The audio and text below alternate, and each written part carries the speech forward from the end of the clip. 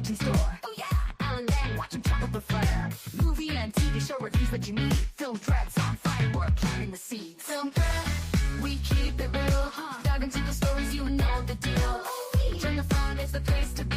Movie lovers gather round. 1, 2, 3. From blockbusters to indie gold. Oh yeah, Chris and Alan. Welcome everyone. Hey, I'm Chris Gore. I'm here. I'm live from San Diego Comic-Con. So much to tell you about.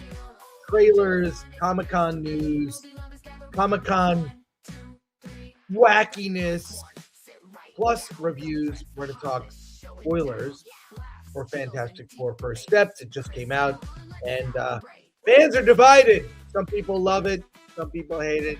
That's fandom for you. Plus, Happy Gilmore 2, we got a review, and Bambi The Reckoning. Yes, and I'll tell you the story of Old Spice. That's right, I got the Superman Old Spice, and I recommend it if you're at con, because it can get right. Let's start the show. Let's get going. Let's go. I'm just waking up. You got to be Derek.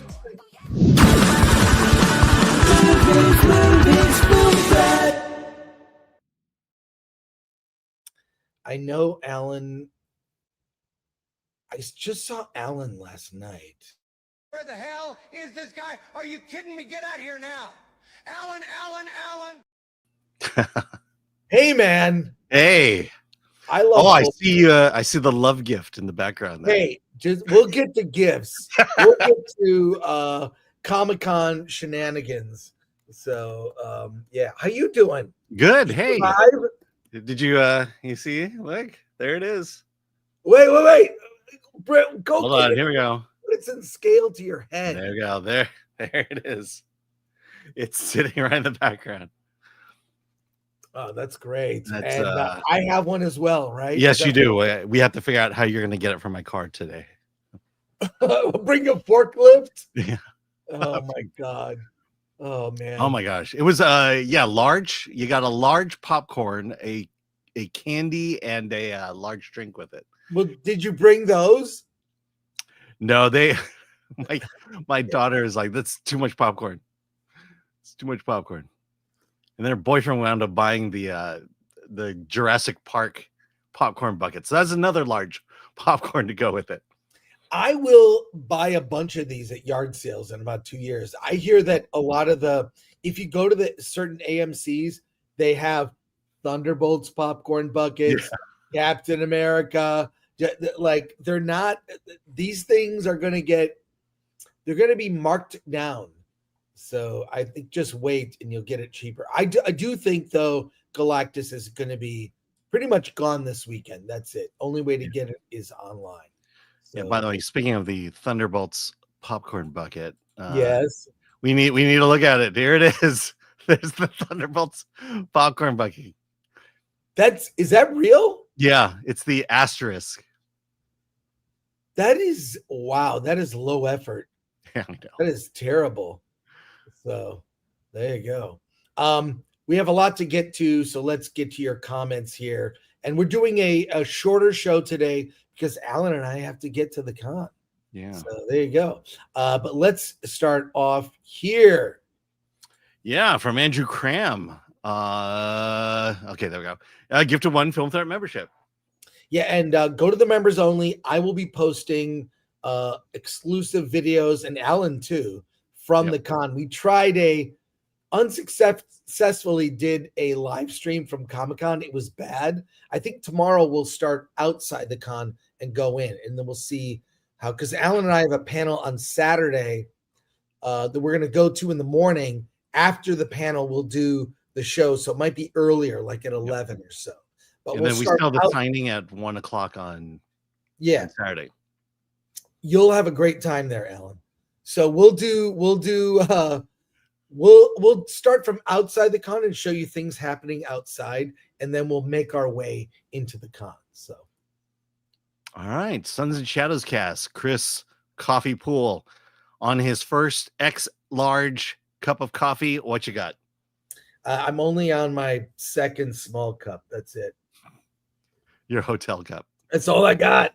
All right, Christopher Moonlight Productions. Good morning, all. Hope everyone at Comic-Con is having fun. Got a new Film Thread article. Yes. I'm really excited to share. Movie theaters are screening more indie films than ever. Read all about it now. Thank you. Chris. After the show. Yeah, after the show.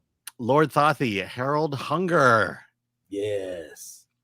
Lord Thothi, like, share, subscribe, hit that bell for notifications, sign up as a member, join us on X, Discord, Rumble, and Instagram. Buy our merch at shop.filmthread.com. In fact, the shop has our Comic-Con collection. So it's Comic-Con season. It's also Summer Dollars season. So I'm wearing our Film Threat Jaws inspired shirt. I will be on a Jaws panel tonight. You can see the Film Threat Instagram and my X and Instagram. I promoted it. It's at 7:15 tonight in room 6A, I believe. So I've got the shirt. It's great. I love this shirt. So there you go. Go to shop.filmthreat.com. Yeah. Hey, Alan. Hey, Chris. There's been a lot of madness at San Diego Comic-Con. Let's just go over some of the things that happened. I have been doing the crazy, weird activations. And I did there's a Superman promotion for their Old Spice and body wash. If you wait in a giant line, you can do a photo op and then get a stick of deodorant. I did the photo op. I'll show you the picture. This is me here looking super. That's the photo op, courtesy of Old Spice. I find these activations to be kind of annoying because you wait in a line and then you're forced to watch a trailer, and there's a trailer for the Old Spice line of Superman, and they have Batman too, related stuff. So, wow, bless you. Yeah, I'm not sick. It's just I got the ocean breeze coming in. I know. It is. The weather couldn't be better. It is the best. It's amazing. If you come by the booth, which is booth, what is it? 1705, I think. Yes, 1705, which is the Big Man Comics booth. Alan and I will be there. We have signing cards. We'll take selfies. Alan will sign your card. I will sign this illegible card.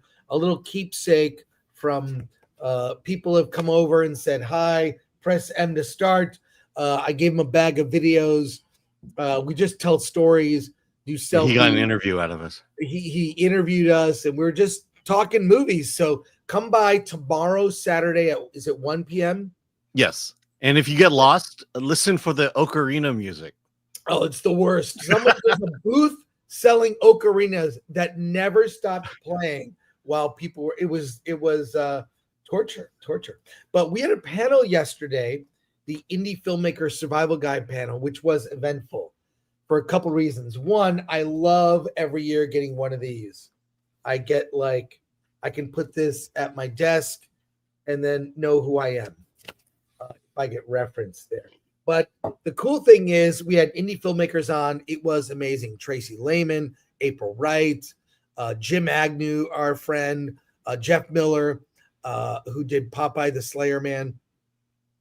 And Tim Chismer came to the panel, and he gifted me two things that he made me open on the panel. There's video of the panel. I will post it on the Film Threat channel. Next week, I'll get all the videos posted for the panels.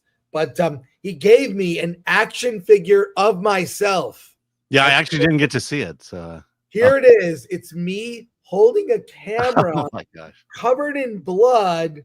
And then that you believe this? And then on the back, it has a Film Threat on the back of the blazer here. So this is a crazy, crazy thing that he did. But even to top that, behind me is an oil painting based on a photograph of Tim and I. Right behind me, it's an oil painting painted by hand. It's huge. I don't know how I'm getting it home, But yeah. Do you hear the boat outside? No. Okay. Anyways, I don't know. It was I've gotten gifts at cons and people mail us stuff. I have never gotten anything like that. I want to say thanks to Tim, and the audience was losing it. It was so he ended the panel with he gave me these gifts, and he's such an appreciative guy, Tim. We cover all his movies. Mm-hmm. And he won best horror last year.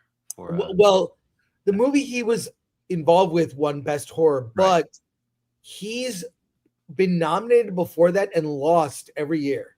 He was like the Susan Lucci. No one knows that reference. He just would, come to the party as a nominee and then lose. And he finally won, and he expressed his appreciation. This is amazing. I'm going to put this in the film threat background, and I'm afraid I'm going to break it. It's crazy. Yeah. So there you go. Pretty cool. Did anyone give you gifts, Alan? No. Nor applause. That was the funniest. That was great. I'm like your hype man. I'm hyping it. My co-host Alan Ng is here. Cricket. It was dead. It was, and then everyone else got applause. I love it. It was funny. It was a great moment. It was great. So it's a humbling moment. So we'll be in Hall H tomorrow. Probably try to see the DC panel with James Gunn and George Lucas on Sunday. We'll be posting videos for members only, and we'll do a wrap up on Monday versus where we will talk Fantastic Four. But we got a lot of news before we get to movies. Let's get to it. Skydance to eliminate DEI at Paramount. This is real, folks. Alan, I have the story here from Archive. Yes. This is from the Wrap. Let's see. Skydance to eliminate DEI at Paramount appoints CBS News ombudsman to review complaints of bias. The latest move comes as David Ellison looks to secure FCC regulatory approval of the $8 billion merger. Alan, if you would. Yes. Well, speaking of that $8 billion merger, as you mentioned, David Ellison has pledged to dismantle Paramount's diversity, equity, and inclusion programs and install an ombudsman to oversee fairness and impartiality, particularly in CBS News. The commitments were outlined in a new letter to the FCC as the merger enters its final regulatory phase. In its filings, Skydance promised that Paramount's new management will ensure that the company's array of news and entertainment embodies a diversity of viewpoints across a political and ideological spectrum. The oversight role will remain in place for at least 2 years.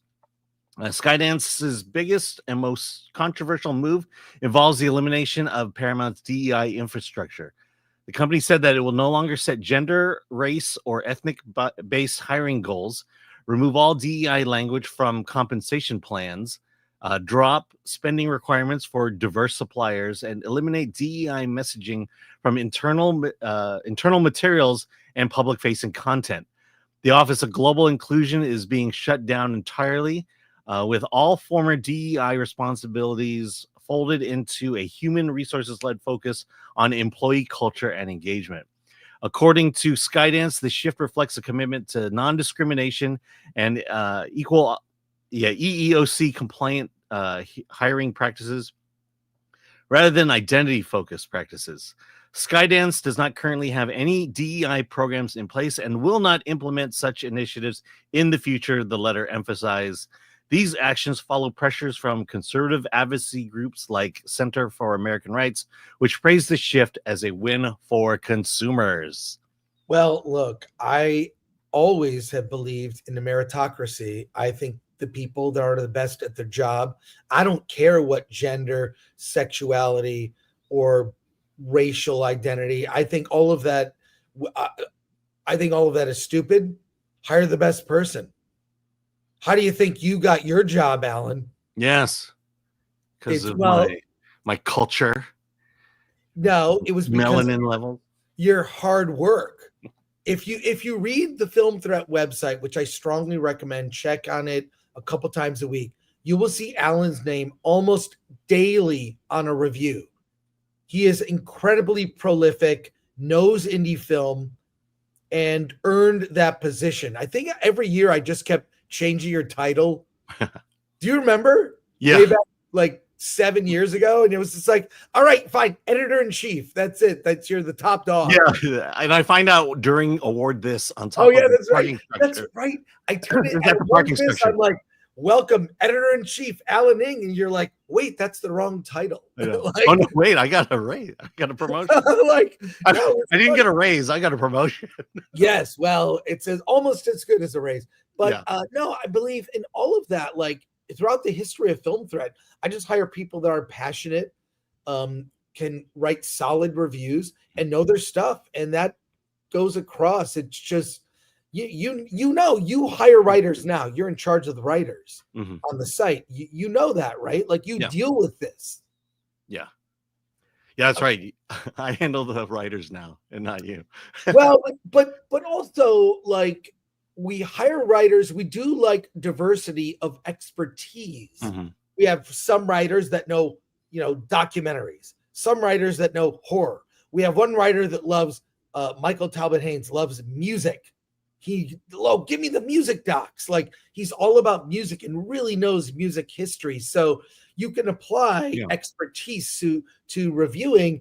And to me, it's like, look, meritocracy just is logical. You get the best work.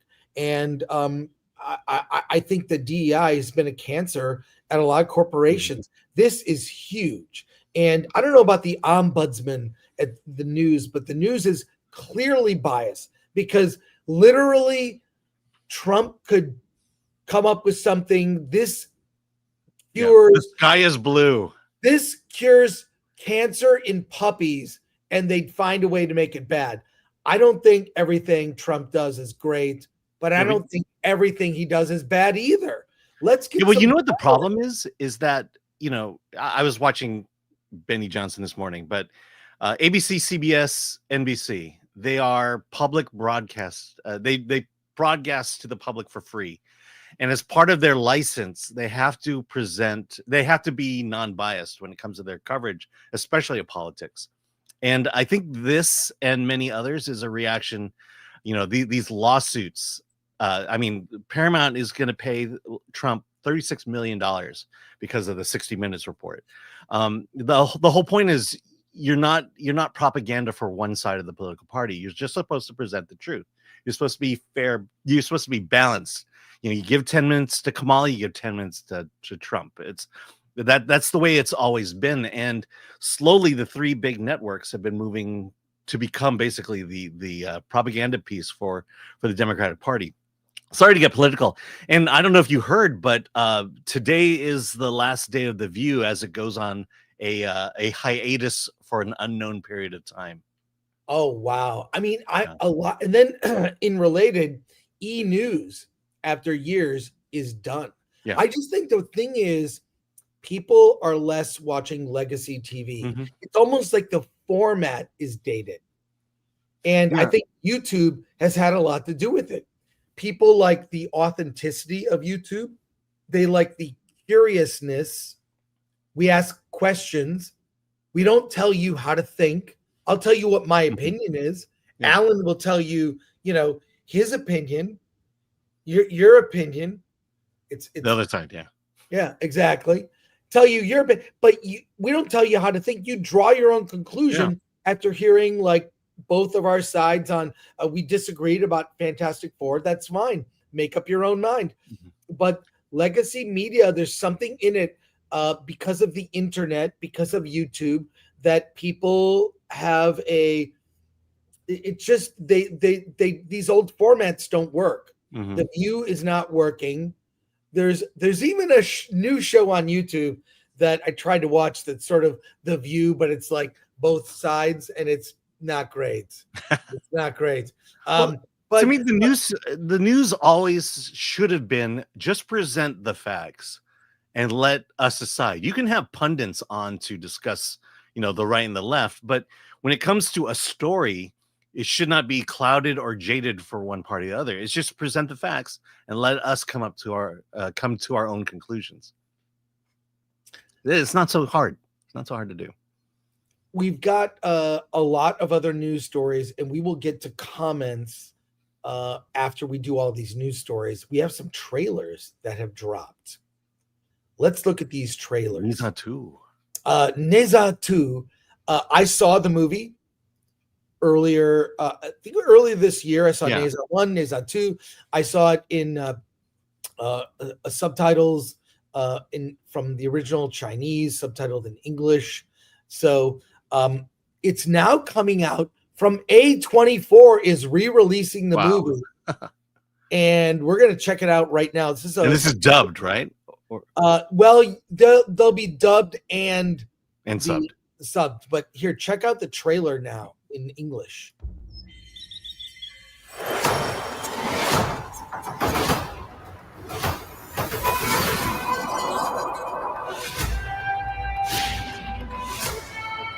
Immortal, a demon, you are my son. Michelle Yeoh. Time to cut you down to size. He's not exactly your average kid.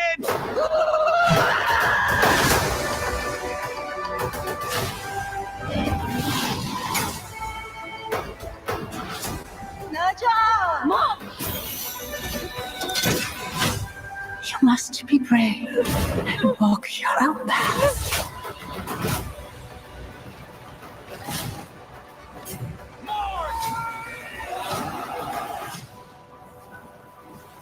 We will change my destiny!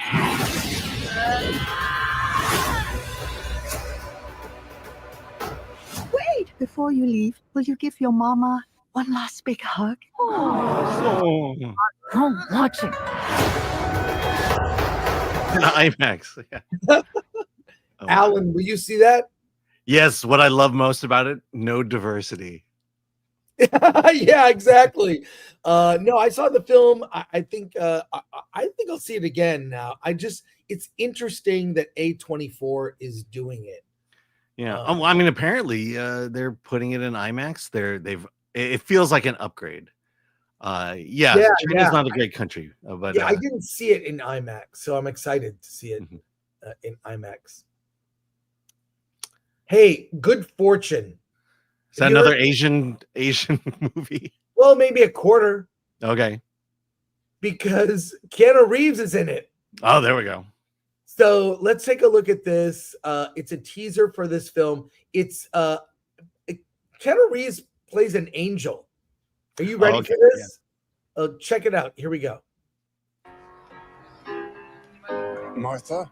Yes, Gabriel. Is there any way I can have more meaningful duties? I want to guide people. I want to change their lives. To save a lost soul, you have to find a lost soul. Hey, Arch, don't forget your pee bottle, bro. A lost soul. Arch, I'm an angel. My name is Gabriel. I'm here to save you. What? Who the fuck are you? How do you know my name? I'm normally only in charge of saving people from texting and driving. Ooh. Wait, you're telling me I have a budget guardian angel? Kinda. Do you know that guy? He's got the long hair, kind of tall. Oh, yeah, Gabriel. He's an angel. He's fucking hot. Yeah. I'm gonna go sit on his face. That will really confuse him.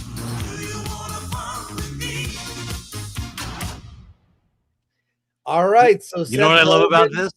What? Diversity. Oh God. But I like Aziz Ansari. Yeah, I like him a lot, and this looks fun, different. I like Keanu Reeves. It's a quarter Asian, as you said, so we'll go with that.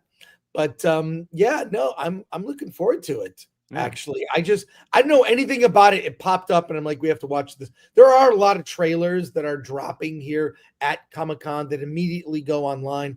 The Avatar trailer is not online yet. I couldn't find it official. No, but it did release. Yeah, maybe we'll look at it on Monday unless it drops today. But we saw it. It was okay. It's a teaser. It's a definite teaser. Yeah.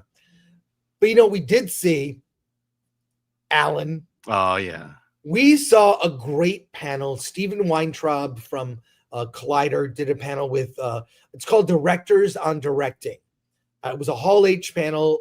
Alan and I were fortunate to get in, and Rob Reiner and Paul Feig, two guys that have done really amazing work in their career, had just a really inside baseball conversation about directing and casting actors and all the questions. Stephen Weintraub had gotten like Sean Levy to ask a question, and George Miller, all these big famous directors asked questions of them. And George Miller asked, "How do you direct comedy?" Yeah, because George Miller, to be fair, does have humor in his films, but I'll just say it was fascinating. It was really detailed. I mean, it was over an hour conversation. We got a glimpse of Paul Feig's new film, The Housemaid. Yes, and I'm watching that one. Oh, that one in December. Sydney Sweeney and Amanda Seyfried. That they showed a scene from it. It looked great. And then the panel did end with the teaser trailer for Spinal Tap 2, The End Continues, which we'll show you now. Let's look at this trailer. It just hit X. Here it is on X. I'm sure it's on YouTube somewhere. But let's take a look at this trailer. Oh, it's the music. Yeah. I'm Marty DeBerge. 40 years ago, I was honored to direct a film called This is Spinal Tap. The numbers all go to 11. One louder. Why don't you just make 10 louder and make 10 be the top number and make that a little louder? These go to 11. I'd like to sink her with my pink torpedo. Pink torpedo? That's literature. Yeah. Really? A lot has happened since the last time I saw you. Have you been playing music at all? I play music at a pub. This is the Spinal Tap's reunion concert. Why New Orleans? There was a cancellation. Who was supposed to be there? An evening with Stormy Daniels. Oh. Obviously, there'll be the regular merch. Yes. And Hope has had a rather brilliant idea. Tap water. It says artisan. It's just tap water. It's tap water. We're still short a drummer. What happened to him? He sneezed himself into oblivion. Is that medically possible? So you think he might fill the bill? I don't want to die. We've only lost 11 or 12. 11 drummers. The thing that you guys had as kids, is that still there? I'm in a band that constantly is breaking apart and coming back together. But the more we retreat into the music, the nicer things become. Not to be profound or anything, and it would be a first time for me. Stonehenge, 'tis a magic place where the moon doth rise with a dragon's face. Stonehenge, we are Spinal Tap. We'll go back in time to that mystic land. What we need to do is secure your legacy. If during the gig, at least one, but ideally no more than two of you were to die. Would you settle for a coma? Oh, no, that's interesting. You know, That's a great bit of thinking outside, well, the literal box, I suppose, actually. That is great. I'm looking forward to it. And I'm told on September 10th, the movie opens the 12th, but on the 10th, they're doing special screenings where Rob Reiner will do a Q&A after the movie. Where Marty DeBerge will do an interview. Right. Yes. Sorry about that. Yes. But yeah, they're going to do a just a Q&A afterwards with Marty DeBerge and Spinal Tap. I've been to those. They're great. They're great. Another movie I'm looking forward to is Naked Gun. Now, Naked Gun is coming out, and they've done this. I don't know. It's a PSA, a public service announcement. Save comedy. Liam Neeson as, I don't know what to say. Let's just watch this, and we'll talk about it on the other side. It's, I don't know what to say about this.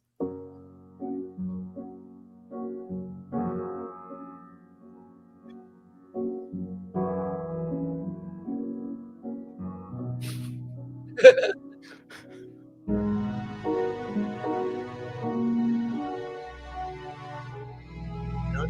at all. Hi, I'm Liam Neeson.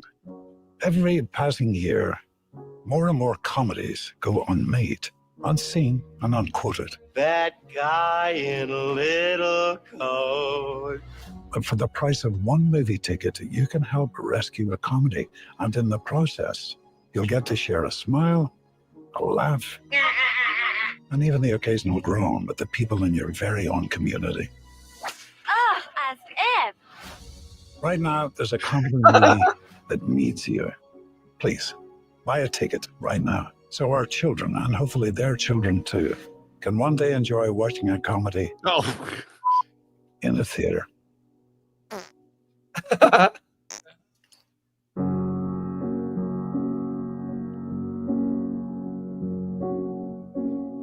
Okay, Saving Comedy is no laughing matter. To help, go to savecomedy.org and support these other great comedies. If you go to savecomedy.org, it immediately, I'll show you this, it redirects to where to buy tickets to Naked Gun. So there you go. I did get tickets. I'm seeing it next week. I can't wait. Yeah. I've heard good things. I mean, look, I'm sure there will be some jokes that don't land, some stuff that's bad. But I know based on what we saw at CinemaCon, there is some vile humor that I can't wait to experience. Yeah. By the way, Naked Gun is all over Comic-Con. And I think it's a little bit sexist, but there's a promotion that is only meant to reach out to men for some reason. What is it? Here, let me show you. Is it here? I'll show you. There we go. Yes, that's right. You took a picture. So when you go into the urinals at the convention center, it says not streaming anywhere, only in theaters, The Naked Gun. As you're taking a leak, I don't know how that works for the women. Yeah, you could pee on it. You could. It's to me, not to get too technical, but when I do use the urinal, there's something, it's kind of like a shooter, a video game where you shoot things. You're aiming for certain things. Well, or the splash tablet. Yes, the splash tablet. There it is. But that the promotion for this movie gets even better because The Naked Gun has an OnlyFans. I don't know if you have that linked to it. I don't. But that I don't have an OnlyFans. I don't have an account so I can look at things on it. You don't need an account. I don't know this. You just can't unlock the content unless you have an account. Well, that's true. That's true. But I love the Save Comedy PSA, having the OnlyFans. I think that's just hilarious. These are creative ways to do promotion that aren't like spending crazy amounts of money. So all I can say is this: if you want to see the OnlyFans, go check it out for yourself. Yeah, apparently my because we're not gonna look. We're not apparently gonna look. my web browser is blocking it. Yeah. That's all right. That's all right. That's all right. Okay. Moving on. Hey, the Fantastic Four First Steps is in theaters, and the Fantastic Four share who they want on their team. Let's take a look at this. It's a short clip, and we'll talk FF shortly, but let's take a look at this. We want Black Panther. Yep. Can we have Spider-Man, please? No, I want an X-Men. Okay. Who do you want? I want Mystique. Mystique, you can have Mystique. Definitely. Vanessa. Black Widow and Yelena. Yeah. Get my girls. Yeah. We get 3 each? You can have 3 each if you want them, yeah. Okay. And Wanda, because she's seriously powerful. I gave it to the women. I like where your team's I gave it going. to the women, yeah. Yeah. I guess I'm with the ladies as well. Mystique, Storm, and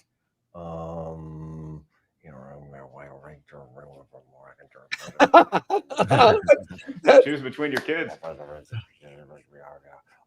The Hulk, mainly because it's Mark Ruffalo. Oh my God. I'd like Black Panther, I'd also like Black Widow, and I'd like Iron Man. Good choices. Yeah.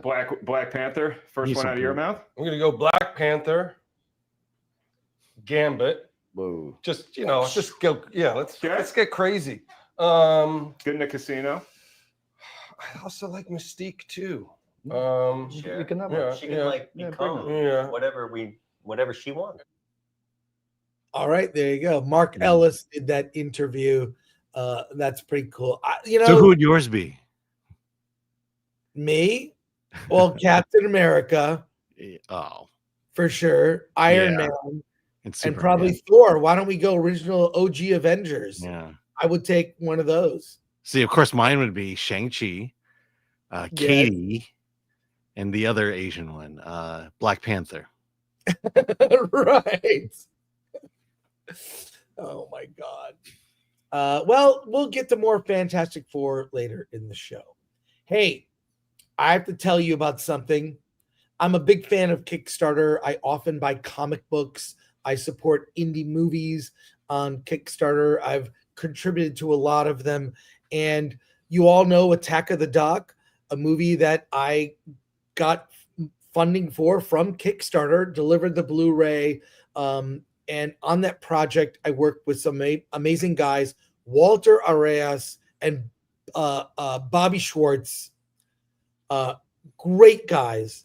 And they started a company called Dual Animal, and they launched their Kickstarter today. It is an anthology comic, and my daughter contributed one of the stories. Haley Gore is my daughter. She's super talented. She's been a writer, I think, since I remember, and writing stories, doing artwork, and they have an anthology comic that just came out.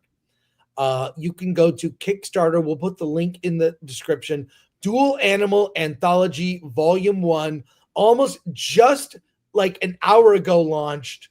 They're up to their $8,000 goal. They're up to $855, 10 backers. Let's get it over the hump.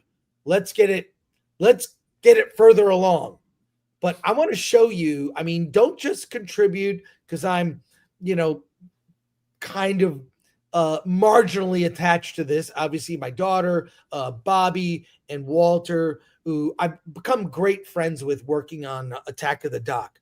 That movie is made great by, it was really the three of us that really just were working on it daily to get it done. And the care they put into this, I'm so proud of these guys. Let me show you the teaser trailer that they came up with. It's a short teaser because I want you to see this isn't just an anthology comic. It's a series of stories that they're going to spin off into other media. Take a look at this teaser right here. You got to see this. For each gardener, there is a universe. As well as the task of archiving its most curious stories. Why they chose me to be this universe's gardener remains one of the few things I cannot see.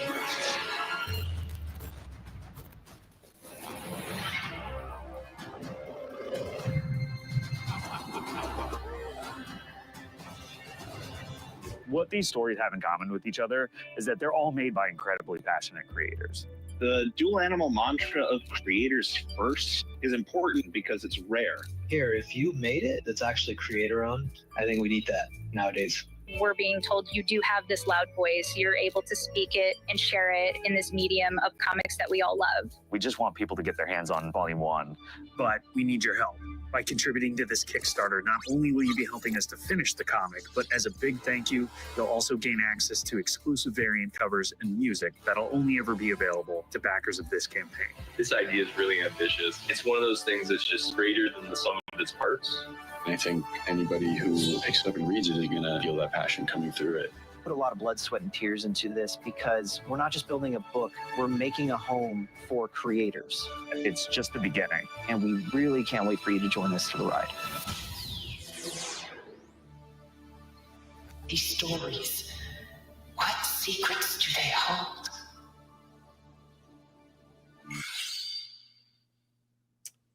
I'm so proud of Bobby and Walter and my daughter, of course, and I'm a backer. So please go to Kickstarter, look up Dual Animal. We'll put the link in the description to the campaign, and I'll probably be promoting this more in the coming weeks as they close up. Let's see if we got. All right, come on, let's back it here. Oh, look at no. Okay, same. Oh, there went. Oh, what? There we go. What? That's great. Thanks, Someone Alan. just donated $500. Oh my God, that's Oh. great. So thank you. I gotta say, I've seen Bobby's work. This is legit comic book art. Yeah. Because I've seen plenty of Kickstarters. You go up and down Artist Alley, you see a lot of stuff, but I've always been impressed with Bobby's art. I'm gonna be backing it afterwards. Yeah, this is so, in the spirit of Comic-Con, we're here. There's a lot of independent creators. I go up and down Artist Alley. You see really unique, amazing stuff. But Bobby, he has planned this out for years. I'm so proud of my friends, and they look, Attack of the Doc would not be here without this team, and they want to do, and I've given them advice, but really just a few things here and there. They did this on their own. I'm really proud. And my daughter being one of the stories in the first volume, I'm just so proud of her. I can't wait. She's been very coy about it, sharing things. So I can't wait to read it. She's been hiding things from her dad. I think she wants to wait until it's ready. Yeah. Yeah, I'm just super proud of her. So please, if you like indie comics, pick it up. It's digital, get a physical copy, whatever you can to support. I'll really appreciate it. So there you go. Let's go to comments, and then we'll do reviews. And we've got a lot of comments here, Alan. Let's go. Hey, our friend. Press M to start. Sorry, I thought you were going to complete that. I thought you were going to complete the sentence. Press M to start for 2, who we met yesterday. Interview goes live at 11:05 a.m. I assume Pacific. See you at the con. And we'll see you at the con. We'll see you at the meetup. Great hanging out. And good luck getting through all those Blu-rays I gave. I gave him like a year's worth of homework with reviews. So that's great. Enjoy it. Okay. Pilgrim Media for 2. Hail brothers, enjoy your weekend. Thank you so much. I'll be driving back and forth from San Diego all weekend. Yay. Gamer Gramps, will Shin Godzilla be English dubbed? I hope not. In theaters, I believe there's a choice. I own it on digital. I have both versions. I only ever watch subtitled, but I'll be seeing it. It I think comes out in like 2 weeks. Mm-hmm. Scott Jonesy, no minutes silence for Hulk Hogan unsubbing. Hey, if you were at yesterday's live stream on the floor, we did a moment of silence. We did a moment of silence at Comic-Con, which is difficult. Yeah, which probably was broken up from bad internet signal. But, yeah. But we did do one. Zodlander for 200 Swedish krona. I got a ticket for Fantastic Four viewing in iSense tomorrow. My big concern is that the techno babble is nonsense and Franklin Jesus Richards being too powerful for the overall story, and that the ultimate nullifier isn't in the movie. 2 out of 3. Yeah, I mean it's a different story than the comics. Mm-hmm. So there you go. Aryan 69 for 96 for 40. Fantastic Four was better than Superman. No BS jokes like Superman. I agree. There was humor in Fantastic Four, but it was between family members or jokey things. The stakes, the serious, like the threat, there were never jokes about the threat. Yeah. And the tone was nothing like every film that came out in phase 5 and 6 or whatever phase we're in. CC Black 1987 for 199. I hope Shackman gets to do a Fantastic Four trilogy. RJ McCready for 5. Made Reed a moron who thinks teleporting Earth can save humanity. So much for gravity and orbital dynamics. And without the moon, Superman was far better. Yeah, I was thinking about that too. Yeah, it's pretty goofy. Pookie Malibu just backed the World Seed Vault tier. Can't wait to read it. We thanks. know who just did Pokey. that. Oh, thanks, Pokey Malibu. That's why I know. It's Pookie. So much. I Say got thank that. you, Pookie. That's awesome. Say thank you, Pookie. Awesome. And we do have super chats from our live stream. We didn't. I have it right here. Okay, can you read those? Yeah, I'll read them real quick. How many are there? There are 6. Let's do it. From the live stream yesterday, Zero Redux joined Film Threat Level 1. Go Party Time joined Threat Level 2. Andrew Cram, member for 18 months. Thanks for sharing your experience, Chris and Alan. Sorry it didn't work. Bruce Leroy Jenkins for 2. How many Ironheart or OSHA cosplay have you spotted? 0. 0. No OSHA. Yeah. No Acolyte. No Ironheart. It's funny. We'll see Keemer, but we won't see OSHA or May. Yeah, exactly. Grizzly Nightmare 8011 for 199. R.I.P. Hulk Hogan. Rest in peace, Hulk Hogan. Yeah. Press M to start for 5. I'm covering Comic-Con. If anyone wants to see more, just look up Press M to start. Yes. That's it. Oh, that's it? Okay, cool. Yes, we have a few more chat comments before we get to reviews. Let's go to those right now. Yeah, Sons of Shadows cast. Can we fire Kurtzman from Star Trek while we're at it? Yeah, sure. Let's do that. Yeah. Colbert, and then Kurtzman. Twisted Reality 13. It's a rot at this point. Would make a clean sweep of every industry to get rid of. That will never happen, so it will never go away. But I think the pushback, now that there's pushback in authoritative places, that gives other people that work at companies permission to push back. Yeah. It's okay to criticize now. You will not be shamed for criticizing DEI and the damage it's done to corporate America and relations within companies. There's a line in Eddington about that where one of the guys said, before this BLM stuff, I didn't even look at, I think the guy's name is Mike as black. He just didn't even notice until BLM happened. Yeah. So, yeah. Well, there's something to be said about your business plan when you decide to alienate half of America. Right. Yeah. Hold on. Let me just do this real quick. Let's see. J Ham Stoneface. Wow. A focus on content and quality. Yeah, let's do it. Life good. I've always said Chris is nothing without Alan. That's what I say. Yeah, I agree with that. Yeah. Bruce Leroy Jenkins for 2. There were more American flags in Fantastic Four than in Superman.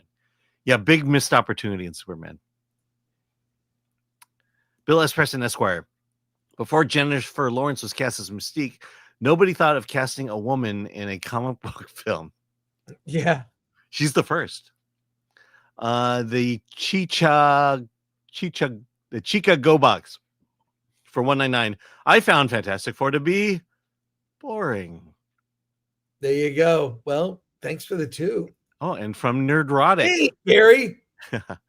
They were going to teleport the moon too. Still doesn't account for star density and gravitation of other planets. Everyone would die. Yeah. Yeah, it's sort of a dumb plot point. It's like, yeah. In fact, they actually found the better solution at the end. Yeah, I mean, it reminds me of there was going to be at one point a Jack Black Green Lantern movie. It's like having a Ryan Reynolds Green Lantern movie. Yeah, before that, there was going to be a Jack Black Green Lantern movie that would be a comedy where Jack Black would they had some threat, like an asteroid was going to hit the planet and destroy it. And rather than go after the asteroid, Jack Black as Green Lantern would move the Earth and it would destroy it. He thought like Superman did. He flew around and turned time back. I'll just move the Earth. It destroyed things. And I don't know. It was dumb. Never got made, thankfully. From Knee Pain. Hey, just back to Kickstarter 2. I'm not sure what it is, but I like to support dreams and projects. Oh, thank you so much. There are over 1,012 backers. That's great. Thank you, Knee Pain. Appreciate that. That's awesome. Hey, other movies are opening in theaters. Sure, Superman and Fantastic Four are there, but they're new movies that are out in theaters and on Netflix. Yes. We should talk about Happy Gilmore 2 because Alan has dutifully, he has got up early and he has watched Happy Gilmore 2. Alan, tell us about Happy Gilmore 2. All right. So Happy Gilmore 2 continues the saga of Happy Gilmore.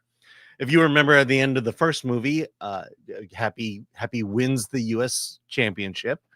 Shooter McGavin is taken away. And I think it's Virginia, Julie Bowen's role. They get married.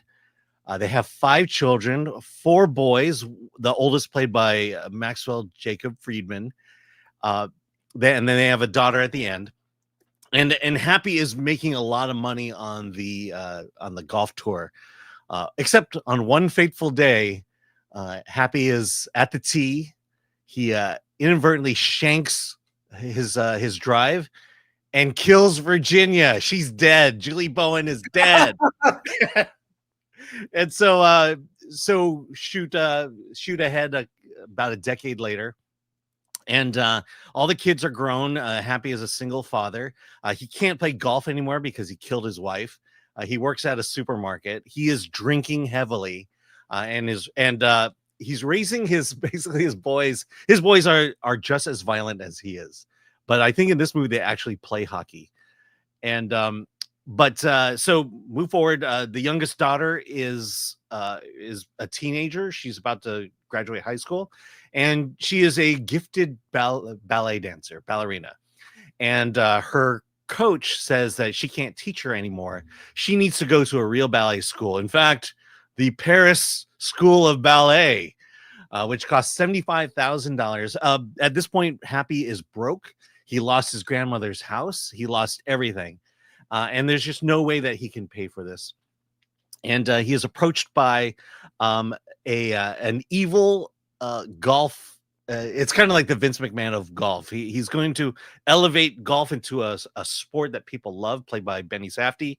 And he wants Happy. He thinks Happy would be the perfect spokesman, but instead Happy beats him up, and a war continues. And also, Shooter McGavin, he's in a mental institution, but someone let him out, and now he is going to seek revenge on Happy. And so now Happy needs to basically earn $300,000 so he can send his daughter to ballet school. And the only way to do that is to go back into golf. But he hasn't played in 10 years. So he decides the funniest moment in the movie is him going back to the golf course. And he goes to a public course. He's teamed up with three strangers who don't want him there. Strangers are played by Eric Andre, Margaret Qualley, and one of the kids from Saturday Night Live that does all those videos. So my final analysis here is it's pretty much the continuation of Happy Gilmore. The humor, the comedy is basically the same. Look, the first one will always be better. This one tries to do it. I think the thing about this one is in the original, you had celebrity cameos, maybe 6. In this one, you have maybe 30. I think every friend of Adam Sandler appears in this movie, or all the kids of his friends appear in this movie. Rob Schneider's son is in the movie, I believe. So, like I said, it's a continuation of Happy Gilmore. If you liked the first one, you're gonna like this in the way that this is kind of a tribute to the first movie. The cameos are pretty ingenious at times, and the biggest thing here is that Happy is dealing with alcoholism. He's an alcoholic, and he has to go to court-appointed alcohol treatment, which is run by the Ben Stiller character from the first movie, who tortured his grandmother. So, and then the Shooter McGavin stuff is pretty funny too. And like I said, lots of cameos. Who would have thought you could bring MJF and Becky Lynch into the same movie? And that's what Adam Sandler did here. Well, and his wife and kids are all over the movie. Are there some really surprising and shocking cameos?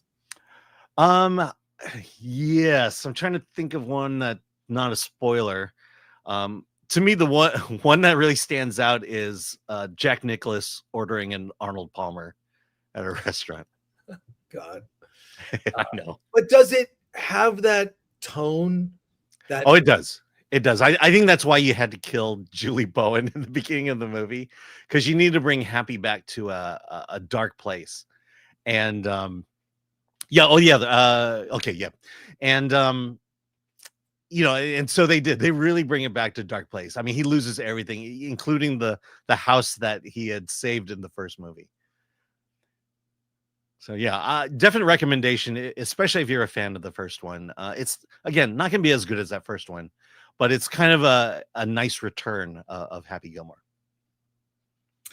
So do you recommend it, Alan? Yes, I recommend it. Okay. This is the funniest Adam Sandler movie on Netflix. Oh, well, that's good to hear. Yeah, cool. All right. Oh, yeah, John Daly is in it. He's great. He's got a great part in it. Let's go to comments. All right, from Zodlander for 50 Swedish krona.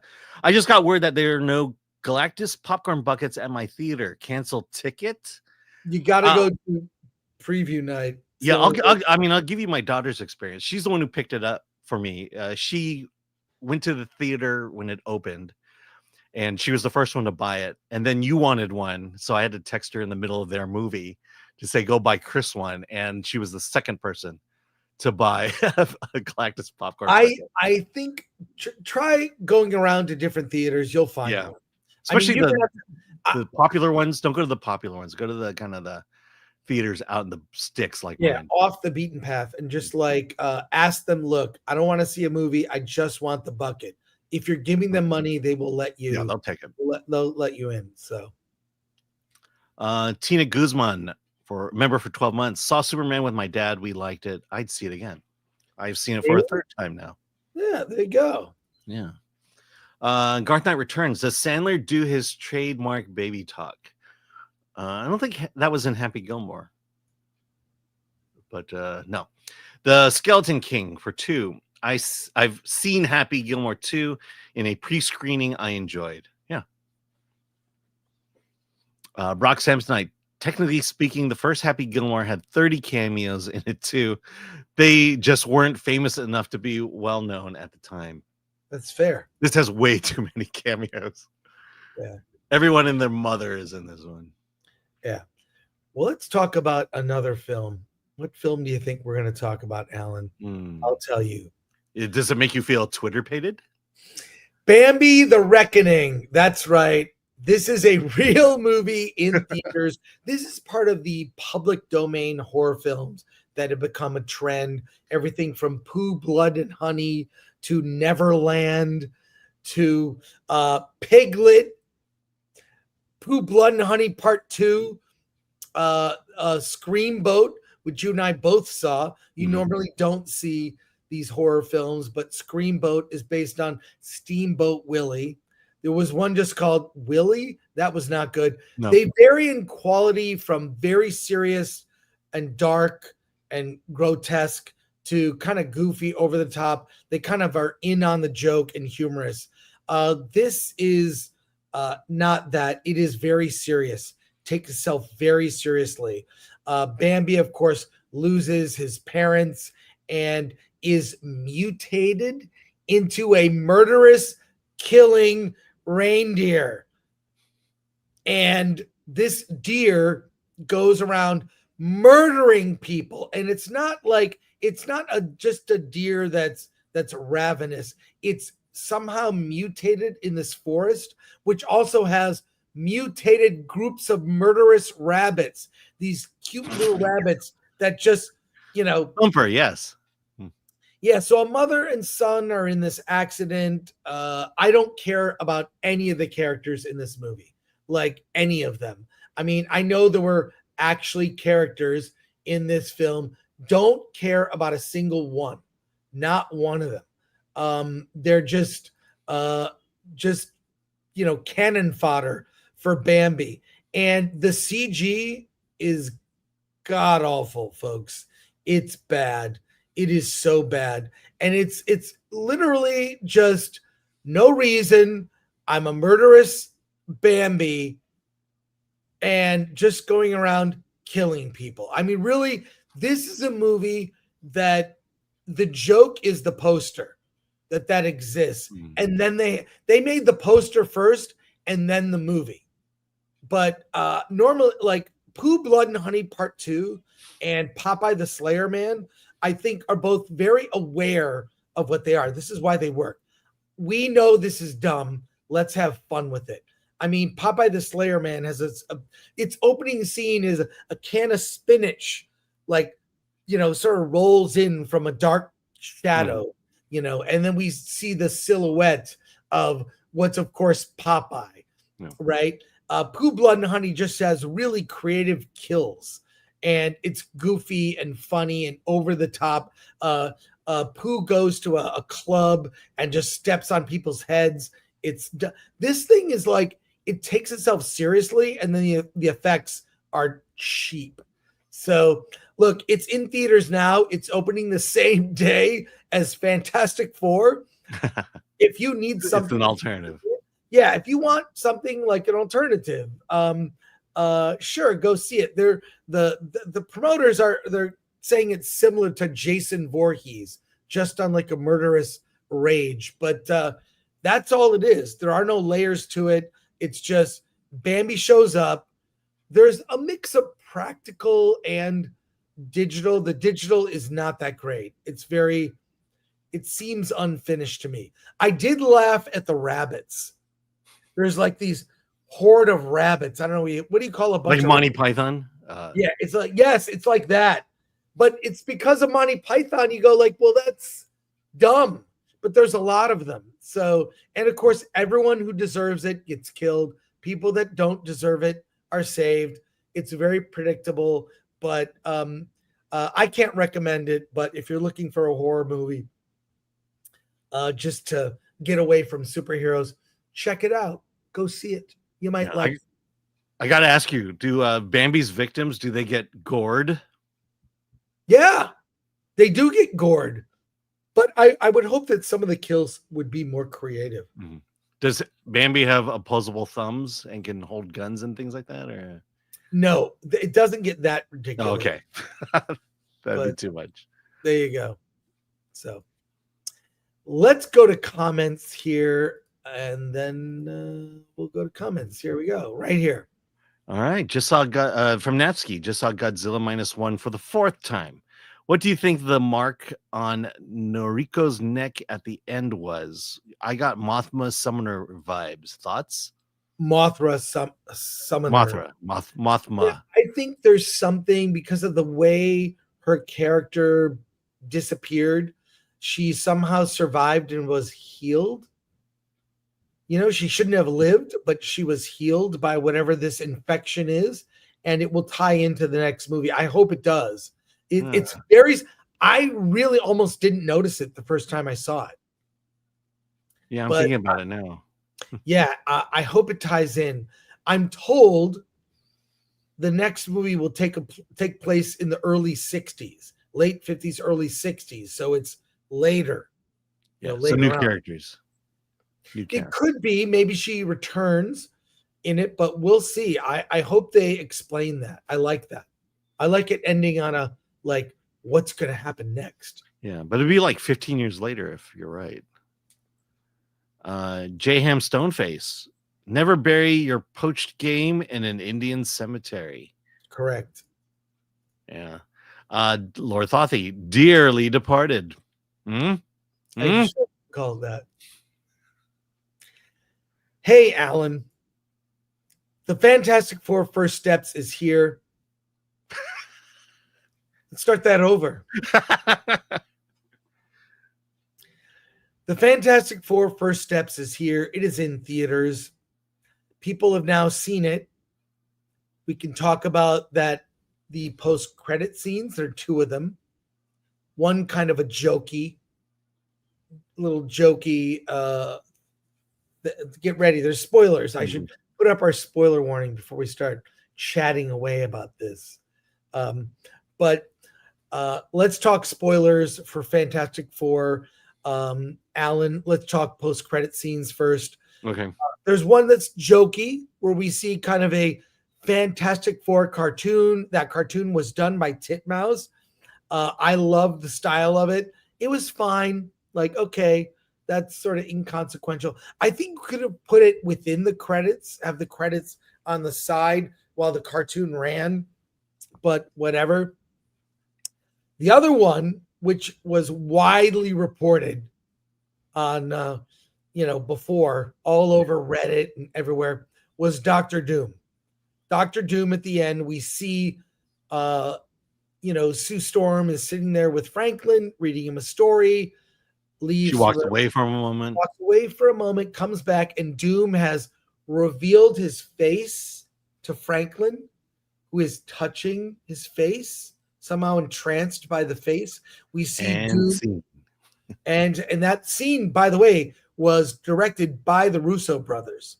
So I literally could have directed that scene. Yeah, there's not much to it. Yeah. But you see the positioning of the holding of the mask. We see the hood. It is Doom looking at Franklin. Where do things go? Because we know that, like Thunderbolts, we see the Excelsior ship.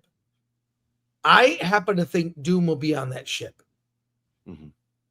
That Doom is coming to Earth 626. Is that what Reddit is saying, or is that from Earth 828? No, that's just my guess. Okay. But those were fine. I don't know that. To me, one of the things I do really like and appreciate about the movie, it's self-contained. No homework. Mhm. Don't need to even know anything about the Fantastic Four. You can go in cold. Don't need to have even seen previous Marvel movies. Go in just cold. But and I like that. And I think the thing I had the issue is, great, they're setting up something else that I have to see. So it was kind of, to me, ultimately underwhelming.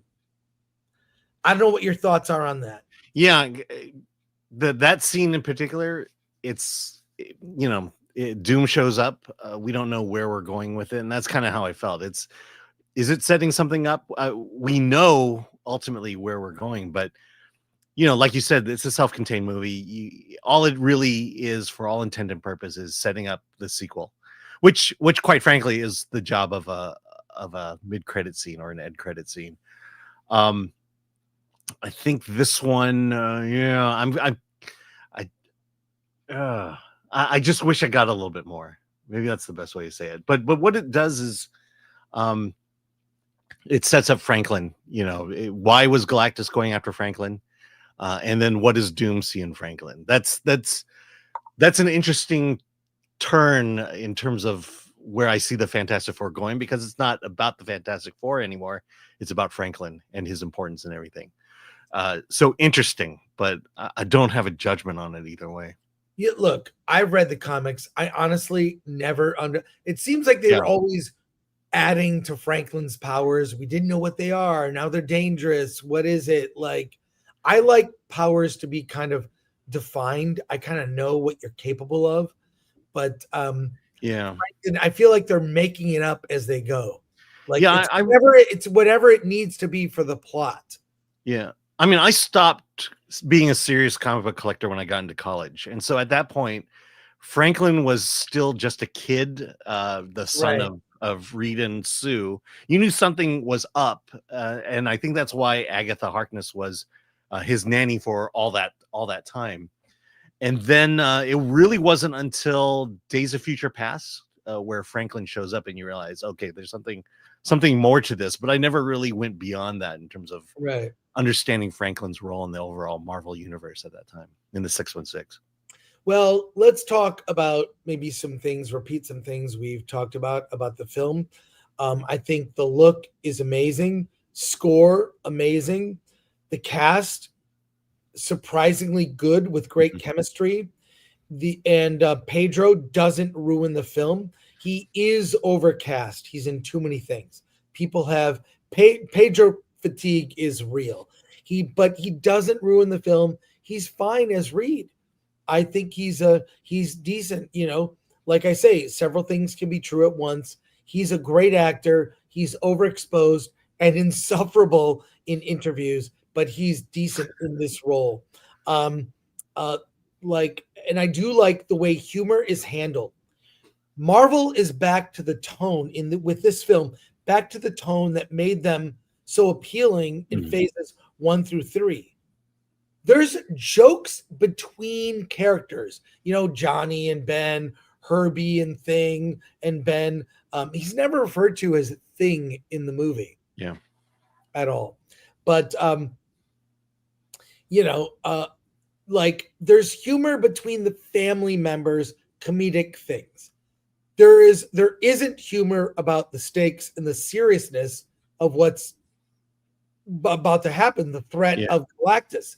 Well, let me just say that comedy-wise, the past 2 phases felt like sitcoms.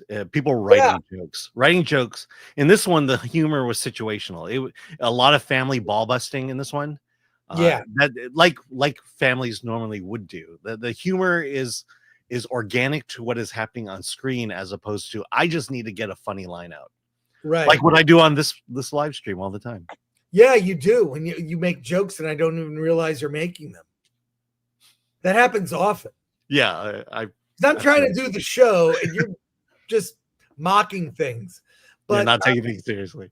Yeah. But I think that's why this works. And we've seen other people review the film, and for the most part, people like it. And they have problems. I think the most of the problems are in the third act. I think the logic of moving the Earth and the moon to another place makes no sense. How do you know you're going to another place that will have exactly this type of sun Earth needs to survive? That plan was ridiculous from the start. Yeah. It doesn't work out. And then it becomes like a cat and mouse thing, almost like a, lead Godzilla to the place where he'll get, killed. It's a simple plot. It's a simple plot out of a Toho monster movie. Yeah, but the thing is, the thing is through the city, which is abandoned, with the help of the mole man, to get to a place where they can zap them far away. And now, so they don't really, if you think about it, they don't defeat Galactus. They just send him away, which tells me Galactus will return in Secret Wars, if not Doomsday. Right. Well, let me respond to this. So the big thing is, the world is coming together to create these portals so that we can move the Earth. When you realize that the final solution was actually the best solution, you only need to build one, one in New York, and you would have solved the problem. You didn't need to move the entire Earth. And it just, to me, that was kind of the failure of the storytelling. When the most obvious solution isn't the obvious solution. You got to go through this massive, move the Earth. I mean, that everyone's already talking about how impossible, how dangerous that is. And yet just throw Galactus through the portal and you're done. Yeah, that was the obvious one, which I don't even know that, I don't know why they didn't just bother to do that from the beginning. It makes no sense, but whatever, like their plan failing, I think is what adds more drama. But yeah, that third act and the other big change. I mean, look, that story, The Coming of Galactus, probably one of the greatest comic stories ever. Mm-hmm. It just is. It's so good. But the change, there were only 60 issues in at that point. Right. It was, I think like 50. Yeah, something like that. But it was early on in the, in the Fantastic Four lineage. Yeah, but so like their justification for the change of Shalabal, from Silver Surfer Norrin Rad, male Silver Surfer to female Silver Surfer, in this one was that frankly, there would be a romantic interest between Johnny and Silver Surfer. So, but in the original comic, it was Silver Surfer found his humanity, so to speak, through Alicia Masters, the blind girlfriend of Ben Grimm. And in this, Ben Grimm has a romantic interest, a school teacher, and they're at a synagogue. Mm-hmm. Like it's so they really lean into, because Jack Kirby was Jewish and Ben Grimm was Jewish. And they lean into it, which I'm really happy. Haven't heard much about, the crowd that say anti-Semitic, coming out and saying things about that, which I'm happy to hear. So they kind of created a new character for Ben. Maybe they're afraid of having a blind character. You know, once they made that change, they made it work. It's different. Fine. That's okay. Fine. Yeah. I think the original story works better, but their change for what they were trying to do worked. Just I don't like it as much as I like the original. So, I mean, there's nothing really other than the fact that she's female. There's nothing really special about that relationship. Well, let me say, they could have made Johnny gay and Silver Surfer gay and done it that way, but they chose not to do that. And I'll say this: Fantastic Four: First Steps is the most heterosexual movie Marvel has ever made. It's the straightest film they've ever made, family-oriented, possibly pro-life, with the first time we've seen a baby I can recall born in the Marvel Universe, so on film anyway. So, I mean, I think, and look, it's going to divide fans from the standpoint of most people that like it say it's good, but I haven't seen anyone say it's great. You didn't, you and I were talking after the screening. It's not like we walked out and like, I'm going to go see that movie again. It was like, that was good. Yeah. Well, it's interesting because Superman, you either loved Superman or you hated Superman. Fantastic Four, you either liked Fantastic Four or you didn't like Fantastic Four. I mean, it's weird, the dynamic there. They're similar in some ways, like they're both kind of self-contained, right? Mm-hmm. They don't need homework. They're both hopeful and positive and optimistic. Yeah, well, one didn't completely destroy lore, which I didn't have an issue with. Well, I have an issue with that with Superman. Right. And I think that's one of the biggest things. Also, the fact that it's just the Fantastic Four. There are no other superheroes in this one. Yeah. Yeah, I like that. You didn't need them. You didn't need them. And you had the Fantastic Four, you had Galactus, Mole Man, and then you had Silver Surfer, not Norrin Rad, but Xiaolong Bao. And so you had that kind of small group there, and not overwhelmed with all these superheroes like in Superman. Well, what makes me like Fantastic Four more than Superman? Superman was jokey. Jokey in at times when I feel like jokes were not necessary. Superman never gave you a chance to breathe. Never stopped. It was relentless. It was like Superman was almost concerned with the fact that you might get too bored. So look at this. Now look at this. Now look at that. Now look at this. Now look at that. Fantastic Four actually took time to breathe. And I like that it did that. It took itself seriously. It was a shift in tone, and that's why I say FF is better than Superman. See, my issue is that the quiet moments that you're referring to were too long. The fact that the first 20 minutes is about Sue's pregnancy and about the announcement of Sue's pregnancy.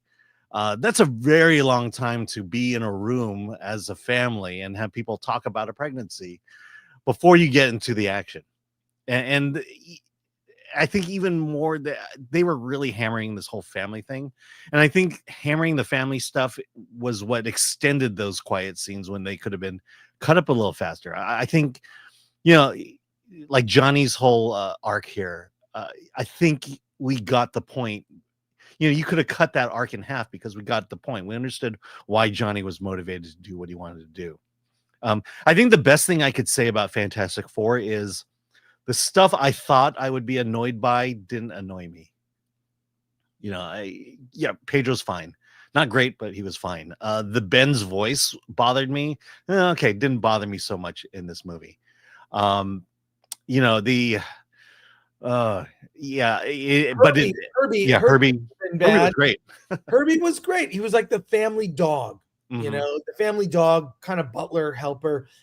He was fine. He wasn't overexposed. He was just there. It worked. And he could have been the comic relief in the sense of telling punchlines.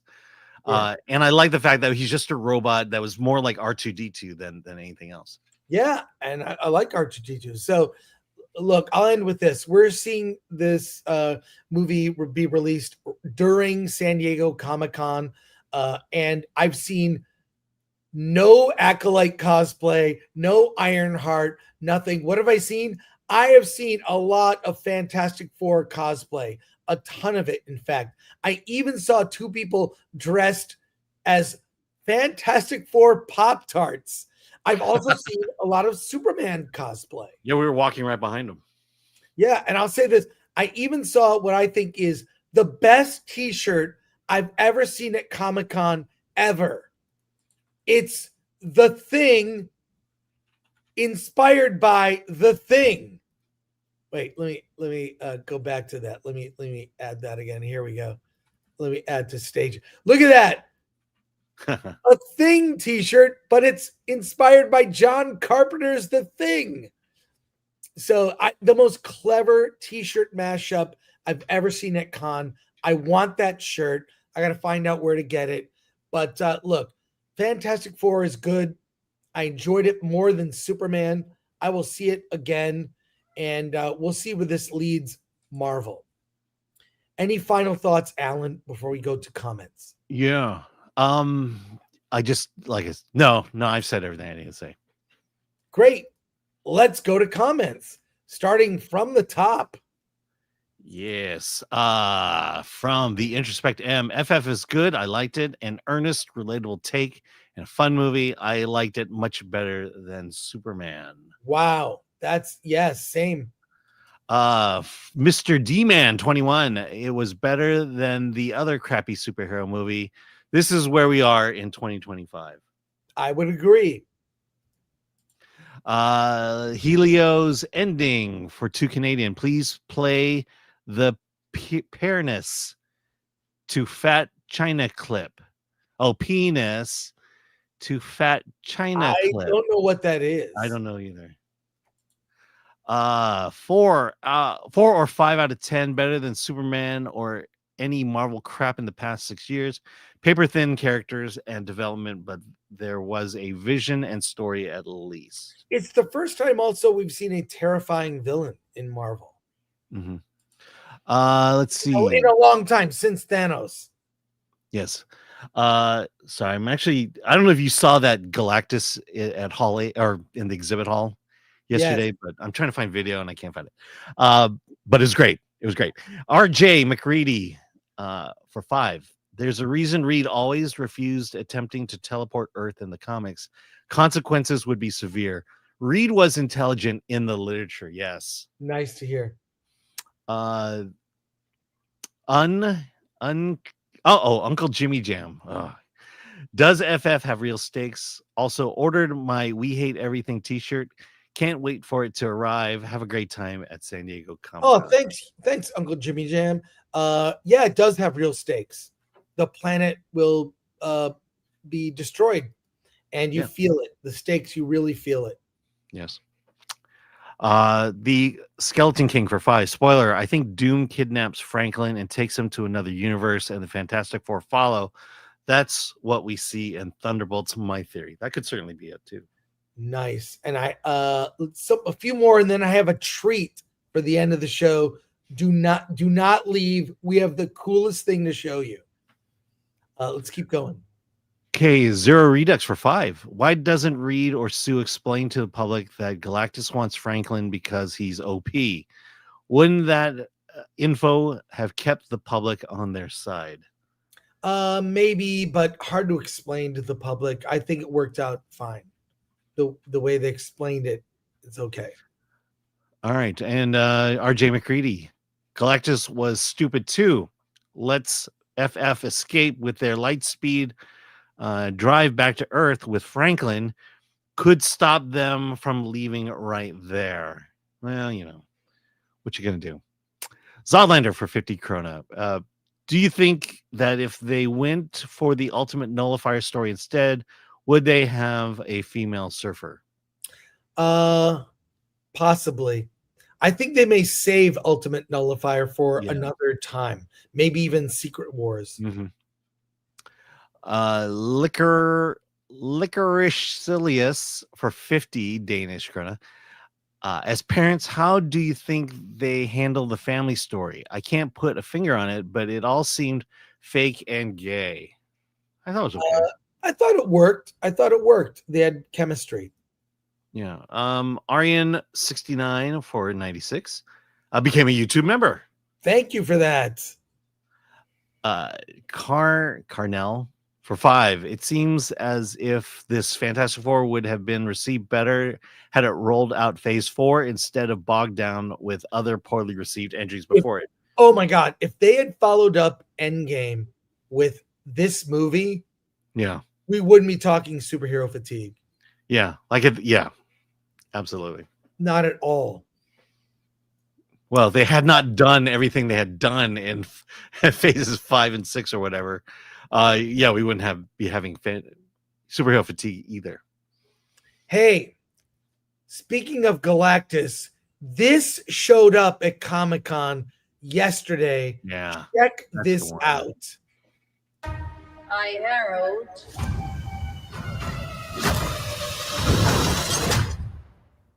Galactus. I Harold. Oh my God! Look at that! I know. That is incredible. He's like 12 feet tall. At least. This is a Disney thing, right? Or a Marvel thing? I have no idea. There are cosplayers that make this stuff. I mean, I know that'd be. He just walked through the hall. Insane. Look at this. Insane. Galactus. I Harold. This is what makes Con so great. That was awesome. That was awesome. That had to have been Disney. Maybe we'll see. Hey, well, that wraps it up for us. I want to say thanks to our mod, Lord Thoth. Thank you to Atomic Lori, working hard behind the scenes, and to Glenn Nuccio. And thanks to Alan. We will be live tomorrow, and I think we're doing a signing at 1 p.m., whatever. Yeah. I think we're live tomorrow at noon. We'll figure it out. We might go live a little earlier, but just check, click the bell for notifications, and make sure that you don't miss our live stream. We'll do our best. And lastly, I want to remind people, go to Kickstarter, check out the Dual Animal Anthology Volume 1. This is a campaign. Let's see where they are now. I contributed this morning. They're okay. We're at 12 backers, 1,000. Let's get it up there. This is, my daughter has a story in this anthology comic. Look, I buy comics on Kickstarter all the time. It's like a pre-order, right? And I also contribute to indie movies. Let's take a little look at this. Yeah. Actually, let's post the link again. What's that? Let's post the link again in the chat. Yeah, we'll post the link again in the chat. I'm going to put that there. And thank you so much, everyone, for supporting this. My daughter wrote one of the stories. I'm super excited about it. So thank you. We're just going to play a little bit of this video, before we sign off here. But let's take a look here. There we go. For each gardener, there is a universe. As well as the task of archiving its most curious stories. Why they chose me to be this universe's gardener remains one of the few things I cannot see.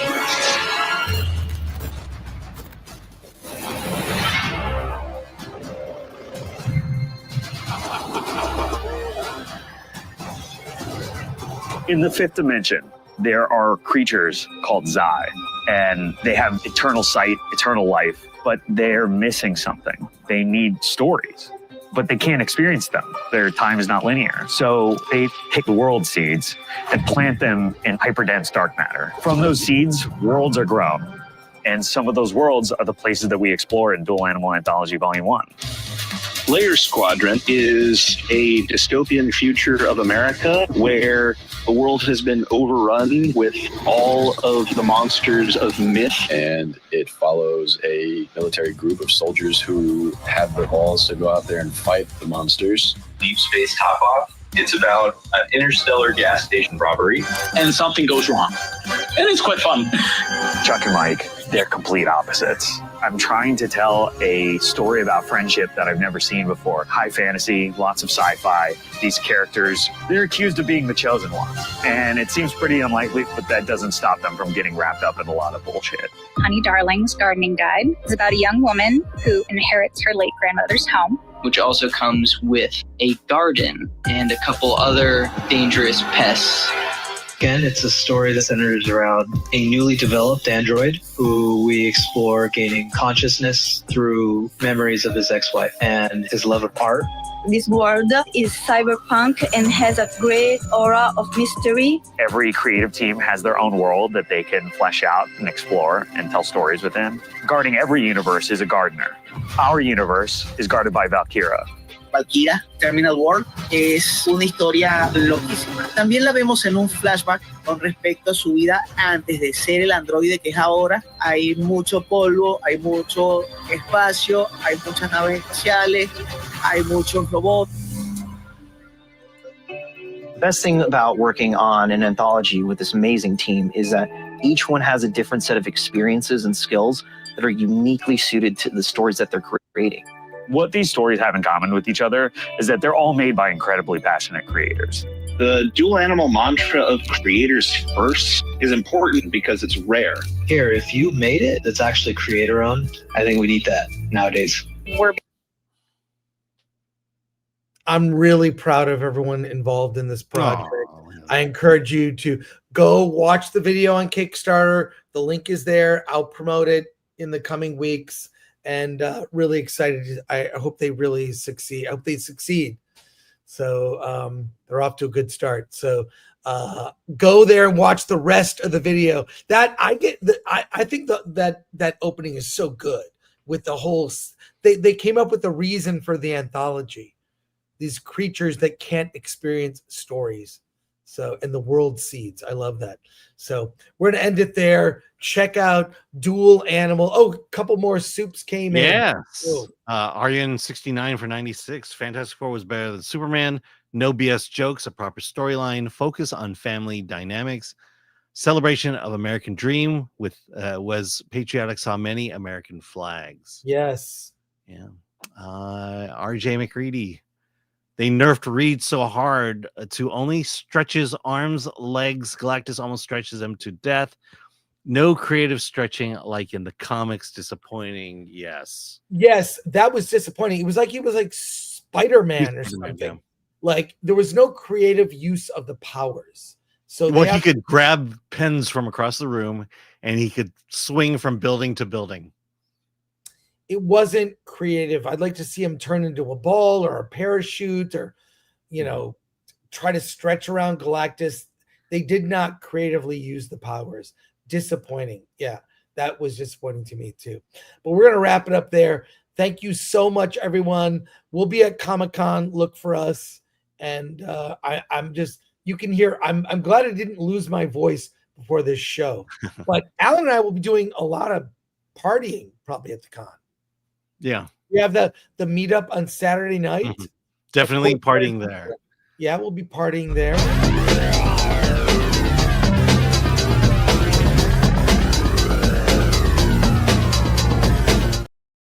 I mean, if that doesn't get you excited, I don't know what will. Exactly. Okay. So look for us at con. I can't wait. It's going to be a lot of fun. And Alan, do you have anything to say? Yeah, let's get out of here.